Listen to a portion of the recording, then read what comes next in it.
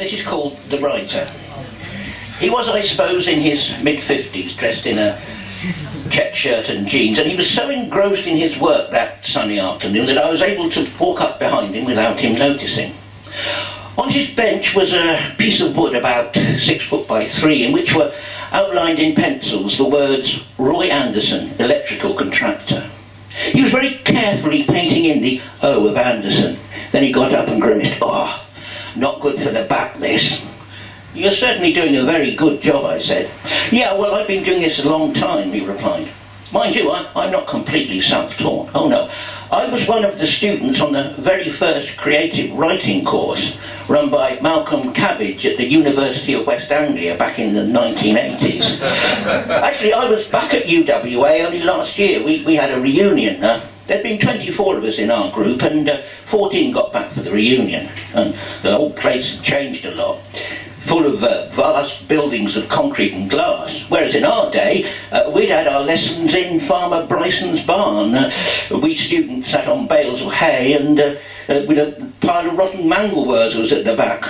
But I must say, we old-timers were treated in a very good way. We were invited to sit in on a flash fiction class. There were, I suppose, about 40 students there, all sitting behind computers. The tutor typed a word on his computer and it went up on a big screen, and then the students all typed that word. Then he typed a second word and they typed that word as well. And so it went on for about 10 minutes, all the students typing in unison, quite a remarkable sight. And then they'd all finished, and each student had written an absolutely identical story of exactly 200 words. I was most impressed. It was a bit different at the poetry group, though. Again, they were all sitting behind computers. There wasn't a piece of paper or a pen in sight. But each student had to type a line of poetry on his computer screen and then move round one and type a line of poetry on that, and then move round another one and type a line of poetry on that. You get the idea. This all continued until the tutor shouted, "Stop." And what you had in front of you then was your poem. Now, it might seem a rather haphazard way of working, but Sylvia Ayres Duffy won the Andrew Doggerel Cup for a poem written in that way. She didn't get the prize for best collection, though. That went to the one-armed bloke who sits outside Sainsbury's all day on the pavement rattling his tin. The award for the most unreadable novel went to Bride and Prejudice by Ian Cement Mixer, who's perhaps better known as a concrete poet. This did cause some controversy because people thought that Cement Mixer's effort was rather similar to a novel by some obscure 19th century spinster, but who reads Jane Morris nowadays?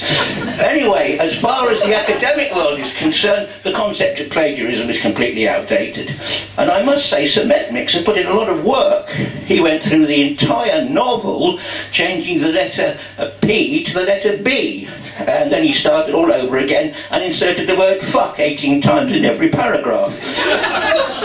So I think he deserved his prize just for sheer effort. As I say, the present staff were very friendly to we former students. That is, until someone muttered the words degree factory, and then the atmosphere got decidedly frosty. But I can't stand here chatting, I've got to get on. The writer then very carefully painted in the N of Anderson, and then he looked up. You know something, as I said, there were 14 of us on that course, and we all followed different careers. 3 of us became TV producers, 3 more went into advertising. Karen Maitland is a tree surgeon, Ken Fothergill a Labour MP, and Tom Robinson a deckhand on the Isle of Wight ferry. But of the 14 of us who were on that course, run by Malcolm Cabbage all those years ago, I'm the only one still making his living by writing. Yeah.